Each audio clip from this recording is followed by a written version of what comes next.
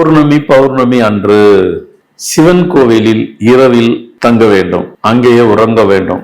இது போன்று 48 பௌர்ணமி கோயில்ல போய் அங்கேயே நைட்டு இரவு ஃபுல்லா கோயில்ல சிவன் கோயில்ல தங்கிடணும்.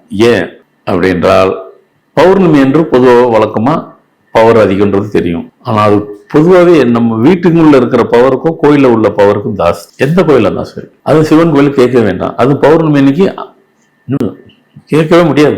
அன்னைக்குதான் என்னென்ன பவர் இருக்கோ அவ்வளவு பவரும் பௌர்ணமி அன்னைக்கு வேலை செய்யும். ஆகாஷ் பவர், காஸ்மிக் பவர், என்னென்னமோ பவர் இருக்கு. பவர்ல அது பாரு ஐட்டங்கள் கண்ணா அப்படின்னா இருக்கும்.